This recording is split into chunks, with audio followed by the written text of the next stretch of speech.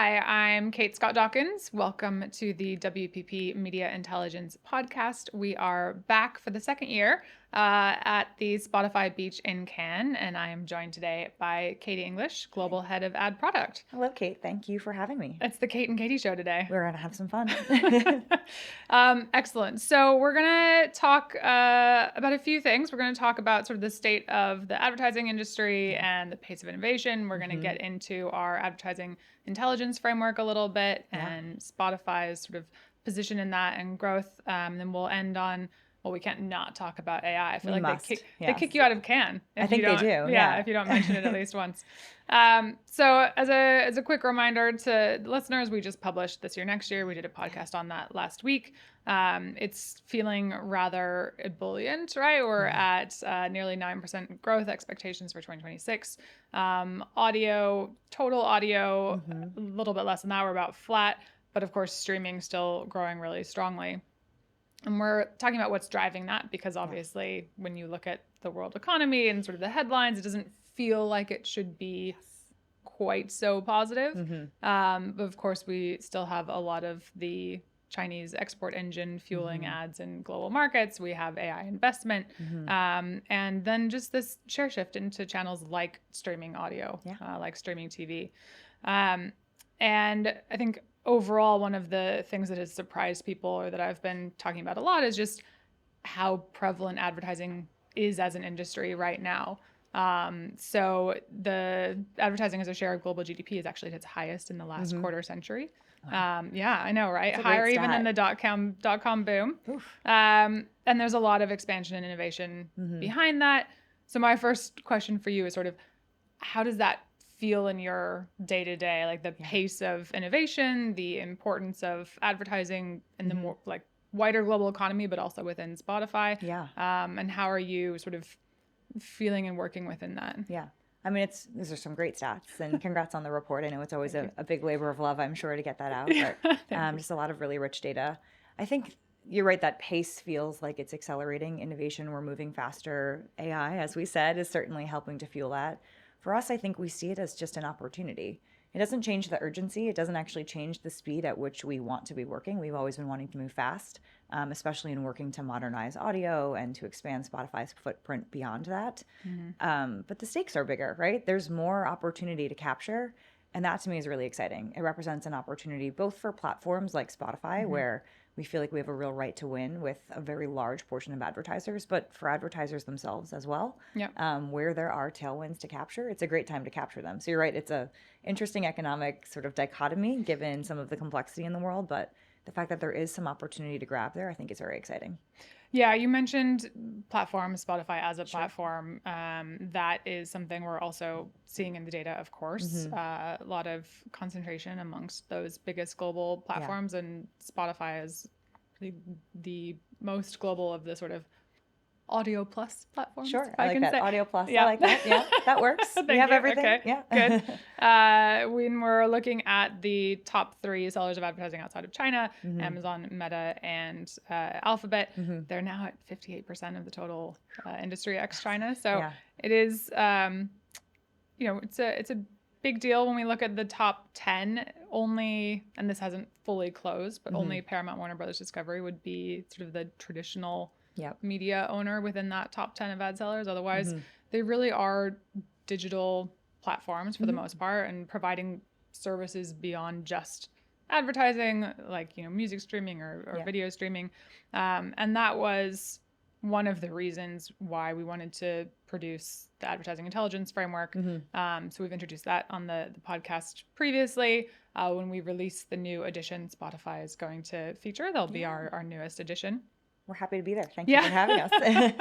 And so I wanted to just take a couple seconds to talk about sort of, if we can use that as a frame, how you see Spotify evolving in that world. So as a quick reminder for our viewers and listeners, the Advertising Intelligence Framework looks at 5 capabilities across platforms, advertising sellers, including data assets, AI and tech, distribution, how widely they can reach users, commerce and transaction, how much of a purchase journey do they see, and how adept are they at monetizing advertising, and then content and media.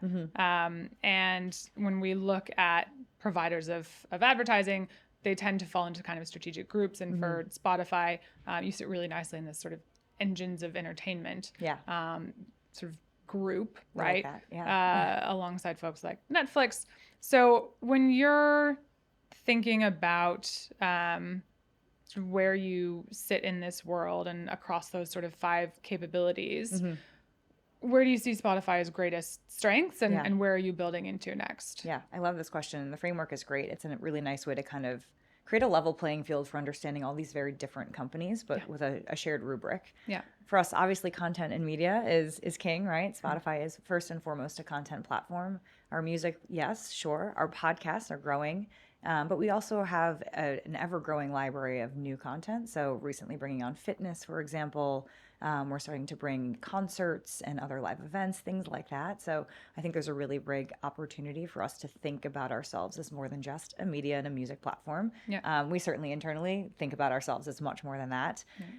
Distribution also stands out to me. I mean, we have 761 million global users. It's a massive user base. And about 2/3 of those are ad supported. So there's a really, really big reach opportunity for advertisers. Where I think we're investing is in the data side of things. So we have something that's really unique in our data sort of signal population, which is consumption data. What are folks listening to? What are they fans of? And we think about that as so uniquely different than just an audience of, right? They're not passively consuming. Fandom is really, really engaged, right? You are picking to watch or listen to this podcast. You opted in, right? Yeah. We hope. You want to be here, right? Same with the music you consume. Same with the fitness you consume, right? So that intent behind how folks actually engage on Spotify is a really powerful data signal. And it tells us a lot about the mindset that they're in, what they might be interested in, what they might not be interested in. So I think that data piece is actually quite unique relative to some of the competitors in the space. And coupled with our distribution and our content makes for a really powerful trifecta. Yeah, I mean, the fandom piece you can see with something like Spotify Wrapped, which has just massive fans and supporters at the end of the year. I think because people are tuned into exactly that, right? Absolutely. This is something that they're passionate about. They like to see it represented at the end of the year. Yeah, I love it. Has that surprised you at all, or is there not surprising, but like, is there anything that when you get your Spotify Wrapped, you particularly look at?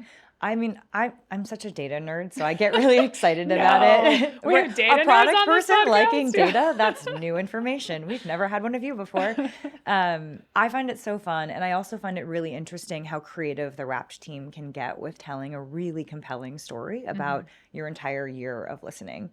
I'm often reminded of, oh yeah, I went through that dark time, or like, oh, I did play that sad song on repeat a few too many times. Like, don't tell anyone, right? Yeah. But I really love that. I think it's a really great way to reflect on sort of my relationship with the platform over the year. And when you think about the advertising opportunity and what that means to actually understand each of our users on such a personal and intimate level, I think it really creates a lot of very rich signal. Yeah, how are advertisers, this rich signal, you talked about the data dimension with the ability to understand a lot of context and mood and things like that. How does that message translate to advertisers? What does that value proposition look like for them, and how are they utilizing that? A little bug decided to visit the podcast. So we're investing really heavily actually in our biddable channels, which we're really excited about. So we've got the Spotify Ad Exchange for anyone who wants to buy through a programmatic partner. We have integrations with over 40 partners. So come, meet us where, we meet you where you are. Yeah. Come through whatever DSP you want and buy us there. We've also invested quite heavily in Spotify's Ads Manager. Both of those environments are more, bid and outcome focused. And I think that's a really great way to sort of introduce advertisers to a way to buy audio as well as video and display. So we are multi-format in an environment that's a lot more focused on the outcome you're trying to drive, which inherently relies on understanding the user and delivering them a highly relevant ad. So we're really excited about the investments we're making there to kind of introduce real true performance buying into both our audio, video, and display environment. Yeah, I mean, the performance element, the outcome-based element, that's where the entire industry is headed. It really is table stakes, I think. Yeah. That's very exciting. The other element of the framework that you picked up on was the content and media side, and you've just talked about how diverse that content offering is now with things like audiobooks and video. One of the things that we think about in terms of the framework is also IP lock-in, like how much of it is exclusive versus user-generated, where it's on multiple different platforms at the same time. And what does that look like, that sort of mix for you, the intent around how advertising sort of takes advantage of or maybe influences some of those content decisions across the platform as well? Ooh, that's an interesting question. I mean, I think that Spotify, obviously we have sort of hosting businesses for, let's say, the podcast side. So Megaphone or Spotify for creators, but our focus there is actually distribution, right? We don't want to sort of gatekeep content when we're sort of working on behalf of, let's say, a podcast host like yourself, right? You want folks to be able to access your podcast wherever they want. What we focus on within the Spotify experience is the experience, right? And we talk a lot about that in our ads business as well, how important it is for us to make sure that the user experience on the platform is first and foremost the most important thing. That actually is really great for the core Spotify business. So it's less about where you get the content. It's more about where you like the experience of consuming that content. And that ends up producing better results for advertisers as well. Advertising is meant to be a complement to your experience. It's meant to flow seamlessly. It's not meant to disrupt your listening. It's not meant to take you out of the moment. It ideally is meant to sort of fuel that moment and sort of engage with that fandom more thoughtfully. So we take that very seriously in our ads business. We spend a lot of time thinking about each ad experience, a lot of measurement, a lot of experimentation, a lot of guardrails, frankly, to make sure that the ads experience really is as natural and organic as it can be. Any particular examples of that seamless sort of trying to build that? I mean, that's, interruptive ads are something that we were used to for a long time. I've talked for years about ways of using new tech and innovation to make things more seamless and a better experience for people, and especially as we get into a world where we think advertising is going to support more kinds of things and subsidize more kinds of things, like great access to great content and podcasts and music. So are there any specific examples of things that you've seen in the recent sort of past as you've been developing things that have driven that forward? Yeah, a great example. We just released a revamped version of our sponsored playlist product. And I really love that product for a number of reasons. One, what we've revamped just puts the brand first and foremost all across the playlist. So if you are sponsoring like New Music Friday, you can have your brand sort of ever present, but it's less disrupted listening. So if the user's in focus, if they're scrolling through the playlist, you're going to see your brand sort of participating and saying, hey, we are here sponsoring a limited disruption listening experience. There are these sort of micro moments in between every few songs where we say, and this, this is brought to you by Kate and Katie's podcast, right? I've rebranded the podcast just for this example. Don't worry, just for this moment.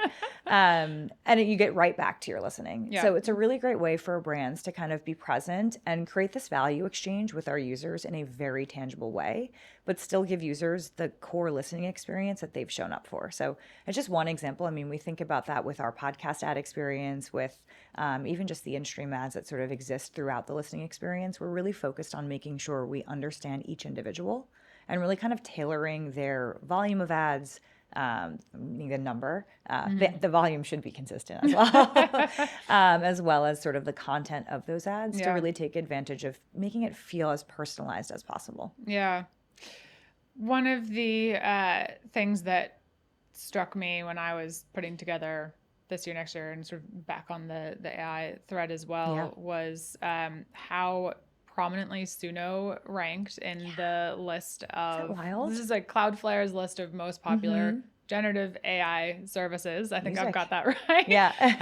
And Suno's frequently in the top 10 over the last 6 months or so.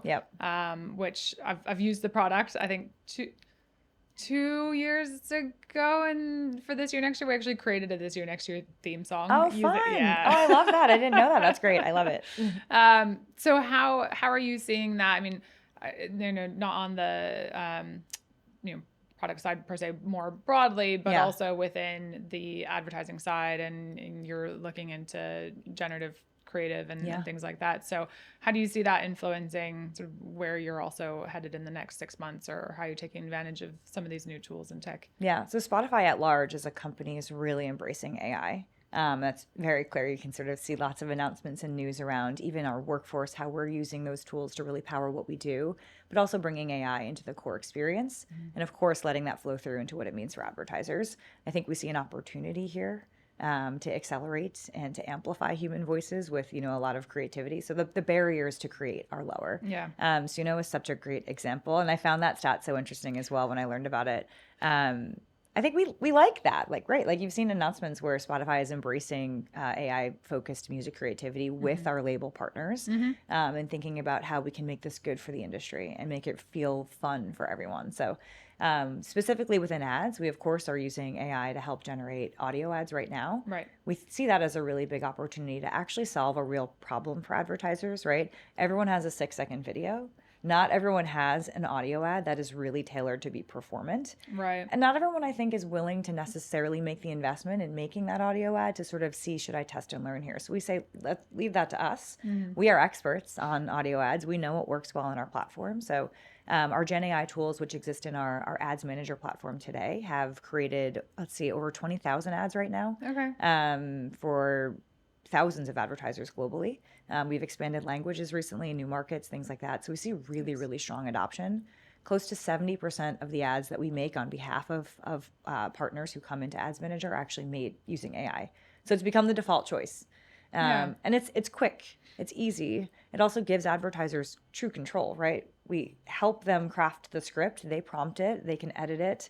When they're selecting the voiceovers or the music, they have full choice, which is great. Yeah. And we actually are just now releasing the ability to download those assets and bring them into your programmatic buying with Spotify as well. So we are embracing AI as a tool to amplify and to solve problems, but no performative AI, right? Nothing just to put sparkles in the UI and say there's AI. We really want to focus on solving problems for advertisers. Yeah.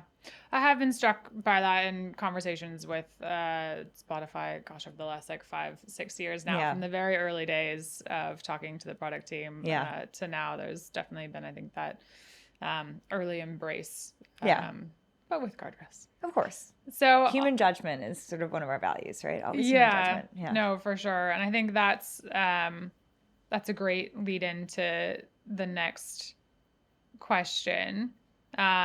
Which is, as AI sort of becomes more capable as a creative partner and assistant and, augmentation accelerator, helping brands produce at scale and personalize at scale, where do you see the human element, and like how does the Spotify platform help those two things coexist, right? Because we have believed for a long time that there will be places where we see more bot-to-bot marketing and advertising or agent-to-agent, right?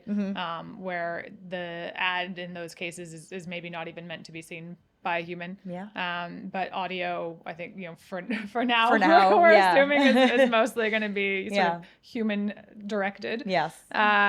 So how do you see that sort of balance going forward, or how do you think about the human element in what you're building today and where that goes in the future? That's a great question. I mean, we are really working to balance both, right? We're investing in the sort of agentic side of things. So for example, we released a plugin in Claude and in Codex that can allow you to access the Spotify Ads API just through a prompt, which is really simple and easy to use.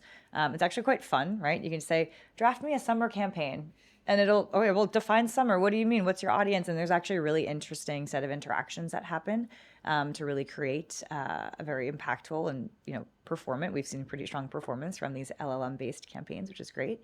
So that's important, right? We have to invest in this world where our customers on the ads business are probably at times agents acting on behalf of the humans who are behind the scenes. But right now within Spotify's core platform, we do expect humans to continue to be the consumers of the content on the platform, especially as that content expands, which means that sort of humans in the loop remains an important sort of core tenet, right? So we are building for both. We're embracing the technology, as we said, as an accelerant, as a way to smooth friction and sort of solve problems. But we're not assuming that humans are gone from the equation. I think that's a dire state that no one really is rooting for, right? So it's about finding that balance.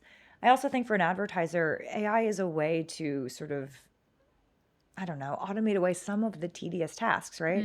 You want to focus on doing the hard thinking, the strategy, having the creative conversations, right? Having these types of conversations. You don't want to be doing ad operations all day, every day, right? So there's just, I think, some ways that it can be used to actually free up time so folks can focus on their brand voice, who they want to be, understanding measurement, understanding audiences, like spend time in the strategy and the data, and let sort of agentic led buying, again, smooth those rough edges where they are. Yeah.